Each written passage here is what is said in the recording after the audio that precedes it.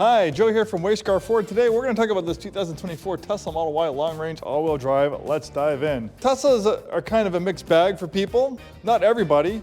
It's very popular. In fact, it was the best-selling vehicle in the whole entire world for 2023, 2024, and maybe even 2025. So it's one of the best-selling vehicles in the United States, one of the best-selling vehicles in the world. So obviously a lot of people like it, but there's still a lot of misinformation out there about Teslas and the Model Y. There's misinformation, disinformation. Having a Model Y, having an EV is not a panacea for all your automotive problems. I love gas cars, I love EVs, I work with both. I own two EVs and a gas vehicle. I've been in the car business 30 years. But as soon as EVs came along and you start driving them, experiencing them, seeing how easy they are to own and the low ownership costs, it starts to make a lot of sense, especially here in the Pacific Northwest where we have some of the highest gas prices. But luckily, since we get a lot of our energy from hydroelectric, we have some of the lowest electricity rates in the country. So us here in the Pacific Northwest, even more so, can benefit from EVs. The 2024 Model Y is an amazing product, and it's capable of a lot of things. It's one of the safest vehicles on the road, one of the safest crossover SUVs, lowest rollover risk, and it's because of Tesla's active and passive safety features that make this thing so safe. It's also capable of being your own personal chauffeur. For $99 a month, this Model Y will drive you pretty much anywhere, hands-free. I've been driving my Tesla of full self-driving for over 3 years, and I've seen it grow. It started off like a 15-year-old driver, now it's maybe like a 19 or 20-year-old driver, and it's gotten better and it continues to get better. But unlike my Tesla, which has older full self-driving hardware, this one has a newer full self-driving hardware 4, which is in the cutting edge of full self-driving technology. I'm hearing all sorts of stories these days about people just being blown away by the full self-driving. One person I think just did a 1,100-mile road trip in their Tesla, and they didn't touch the steering wheel the whole time. That's how good it's getting. With the full self-driving 4, you hit a button, it will drive you to your destination, it will find a parking spot, it will back itself into that parking spot and put itself in park. That's even, my older Tesla won't even do that. That is pretty amazing stuff. And it will continue to get better. In fact, they've recently lowered the threshold. Generally, they want you to watch the road and not look at your phone, but they actually now let you look at your phone a little bit with the newer, before the car starts yelling at you. We'll get more into that. The Model Y is also very quick. This one has dual motors. They do have single motor versions, so it just has a rear motor. This has 2 motors, so it has a motor in the front, motor in the back. It's like having 2 engines. This thing does 0 to 60 under 5 seconds. And with electric power, unlike a gas engine, the electric motor doesn't need to rev to a specific power band for maximum power. The transmission doesn't have to hunt through gears. There's only one gear. So you hit the accelerator, this thing just takes off instantly. It's like a slot car, it's like a RC car. This electric RC car, just off you go. No engine up here, so we have a frunk, lots of storage space. Also a safety feature, you have a big crumple zone to absorb crash energy in a frontal collision. One of the reasons why the Tesla is safe. That's, like I said, passive and active safety features. The full self-driving, the construction, the weight of the battery, the autopilot, forward emergency braking, all that stuff makes this thing very safe. Amazing headlights for outstanding nighttime visibility. The Model Y is a compact crossover, so it's about the same size as like a Toyota RAV4, Honda CR-V, but we wouldn't compare this to a Honda CR-V or a Toyota RAV4, even though it's similar size. This would be comparable to a premium luxury vehicle. These are about like $50,000 brand new. Luckily, you can find these in the pre-owned market for around $30,000 and up, $30,000 and under for sometimes some older ones with higher miles. And you'd compare these to like a Porsche Macan, a BMW X3, Mercedes-Benz GLC. This is what you would compare the Model Y to. Since we're not hampered by the conventional construction of a gas engine with gas tanks, drive shafts, exhaust systems, all that stuff, with a battery and electric motors, you have a clean sheet design, so it generally allows for more interior space. You have lots of space. You can fold down those seats for even more interior space. There's a camp mode, you can camp in it. We have lots of storage, a big storage compartment on that side as well as that side. Then we have a sub trunk that's absolutely humongous. Then there's another storage compartment over there with a completely flat floor, lots of interior space. I'm 6'2". Look how much headroom I have. Look how much legroom. It's absolutely gigantic in here. These things will make great Uber or Lyft vehicles. Now, this is the longest part of my videos is just going through this screen. This is a central command center of this vehicle. And sometimes these screens get panned by the automotive press and people, they're like, I don't want to have to just swipe through screens to operate everything. Why can't they have hard buttons and knobs? Well, if you have hard buttons and knobs, those are there forever. This is infinitely reconfigurable. My Tesla is a 2019, but my screen looks a lot like this screen, and this screen looks a lot like a screen in a brand new 2026 Tesla. It's not everything. My screen's older, it's an older infotainment processor and all that stuff. So it doesn't have everything this has, but over-the-air updates help keep it relevant. It's like having an older iPhone or Android device.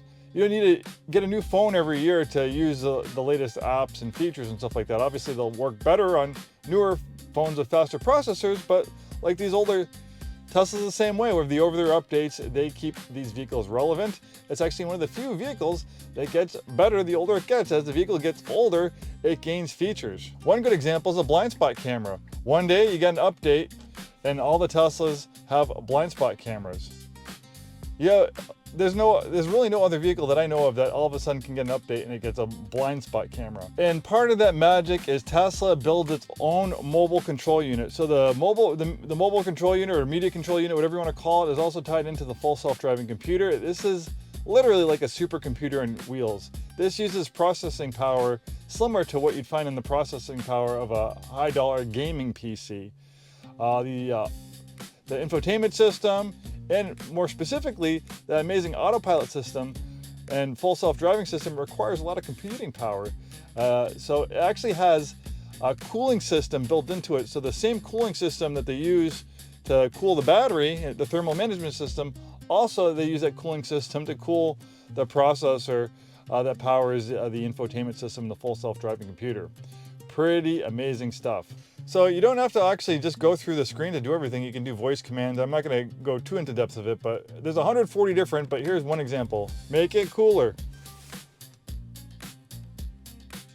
So I just say make it cooler and it'll keep on lowering the temperature by a degree. I can say make it warmer. You can do that with the defroster, the wipers, the charging port. Like I said, there's 140 different voice commands. So you don't even need to take your eyes off the road. You can do voice commands and change things without having to swipe through the screen. But this thing was like designed like Apple engineers. Tesla is not just a car manufacturer, they are a tech company. This is technology right here. The apps, the infotainment system, the firmware that powers it. Like, look at this. This is something you're not going to see on any other vehicle. I don't recommend you doing this yourself. If you do, don't really mess with anything. But this is a service mode. This is for Tesla employees. So you know how some people have like diagnostic computers, code scanners for cars? Well, this car is a computer on wheels. It has a code scanner built into it. So this is the back end of the vehicle called service mode, where you can actually look at all the different things, all the different systems in the vehicle, all the different cameras, power distribution, the high voltage battery. If it was bad, it would all be in red. The charging system, the HVAC system, the cooling system. This car is very complex.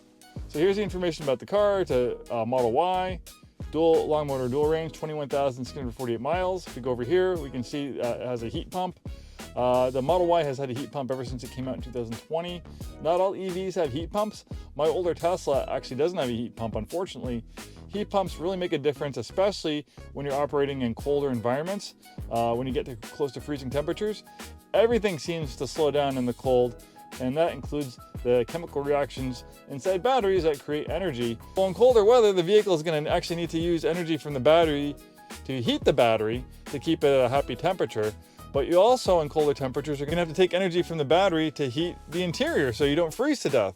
One nice dividend of having a gas car is that you can take access engines from the heat to heat the interior of the vehicle without, penalizing efficiency. Not the case of EVs. But EVs are far more efficient than gas cars.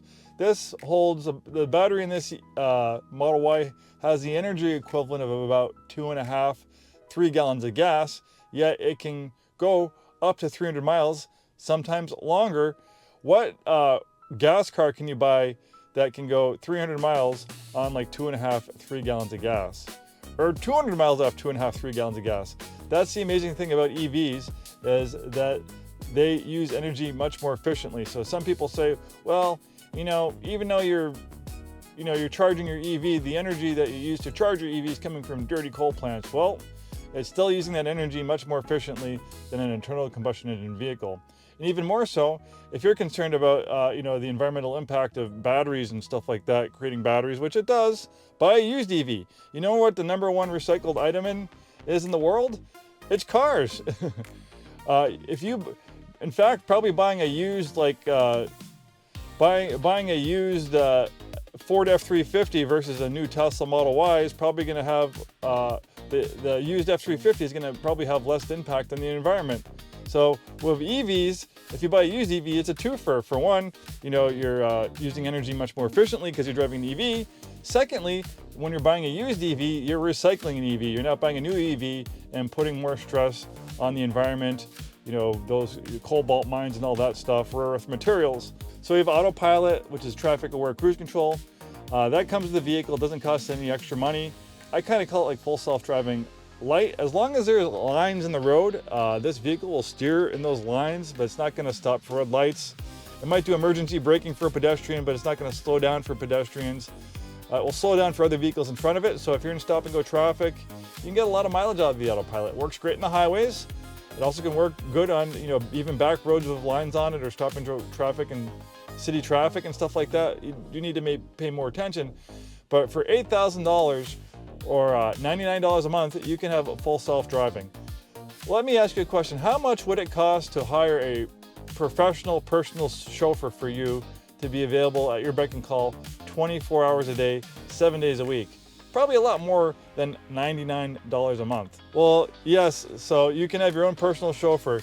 All you need to do is just sit in this seat, stare at the window, tell the car where you want to go, and it will go there. This has like hurry mode, which is like Mad Max mode. In Mad Max mode, these cars don't mess around. It will go 20 miles over the speed limit. It will whine. You got to be careful sometimes when you put it in these modes because, you can get in trouble with law enforcement. But if you're in a rush, Mad Max mode, hurry mode, it doesn't mess around. This car goes fast and it does it perfectly. There's people driving, like I said, 1,100 miles without touching the steering wheel. We have Tesla Model Y Robo-taxis in Austin, and actually we got news in a couple of weeks they're going to actually have ones without safety drivers. Right now, they have a safety driver in the passenger seat, no driver in the driver's seat, giving local rides, as a robo-taxi. But pretty soon, they're not going to have any drivers at all. Those robo-taxis aren't really that much different than the software or hardware in this thing. So this thing just gets a software update, and eventually one day it could actually potentially drive itself. Nothing's guaranteed. Don't take my words as a legal authority in the matter from Tesla. These are just speculations, but yeah, it's very possibly one day this could, offset its own cost as being an Uber for you. It can drop you off at work, and then it can go out and drive people around, making money for you. It could drop your high school kids off at school, so you don't have to do it, and drive home. So some people might not need to own multiple vehicles in that case. What if you're an older person? What if you're visually impaired? What if you're 90 years old and you have a hard time driving at night? Well, if you have a vehicle, you can own a vehicle that can drive places for you. You can still go to the supermarket. There's a lot of people that just don't pay attention. They don't see what's coming.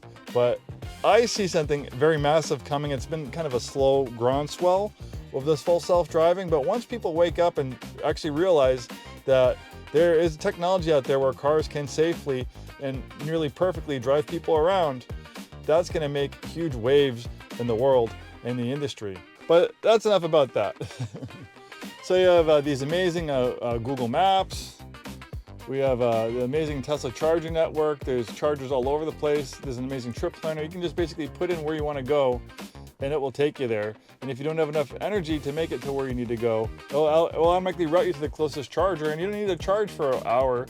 Sometimes you only need to charge 5 minutes. One time I had to stop at a charger to make it home, and it says you only need to charge 5 minutes. You can charge longer, but after 5 minutes it says you have enough range to make it home. And I get home and then I plug it into my wall charger, and then your house is the gas station. How many people drive 200, 300 miles a day? You go home, you plug it in, you wake up the next morning, you have a full charge. So, I maybe have to fast charge my Tesla maybe 5 times a year, if that. You have 220 service at your house, you get a full charge in about 4 or 5 hours. It's really quick. This car can also be your friend. It can entertain you. like Kit from Knight Rider. What am I talking about? Well, this is a new update that just rolled out. Grok, can you tell me the progress of full self-driving lately? Oh man, Tesla's full self-driving has been cranking along.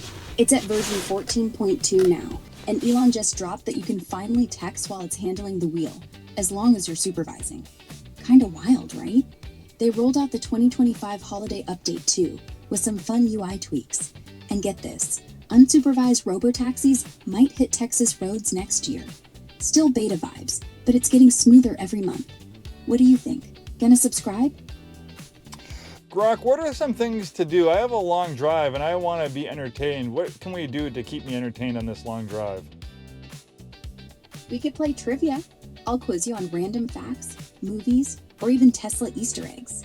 Or tell me a genre, and I'll spin a quick story. Podcasts are gold too. Want recs for funny ones like Conan O'Brien Needs a Friend? Or true crime like My Favorite Murder? If you're into games, let's do 20 questions. I think of something, you guess. Or just chat. What's the craziest road trip you've been on? Thank you, Grok. That's good for now. Anytime. I can just go on and on. What other vehicles can you buy that can drive themselves, have built-in artificial intelligence that you can talk to like that? And now it's getting to the point where it actually integrates to the vehicle and can help you make changes to the vehicle. I mean, literally, I'm not exaggerating. This car is literally a supercomputer on wheels, unlike anything else on the road. So people ridicule them. People can make fun of them. Obviously, not everybody does because so many people buy these things. You see them all over the road. So if you hear those Tesla haters, I think if a lot of people actually did their research and drove and experienced Teslas, their tune would change very fast. Maybe I've changed your mind a little bit. My mind has been blown away a long time ago and continues to get blown away every day by the new technology that's rolling out on these things. I mean, I was blown away on my Tesla when I bought it in 2019, and my Tesla's older, doesn't have Grok, doesn't have the latest full self-driving computer, doesn't have all the latest features and all that stuff, and even more so today. Makes me want to almost buy this Model Y so I can get in on the action. But maybe that time will come. I'm going to have my car for a little bit longer, but I still love it.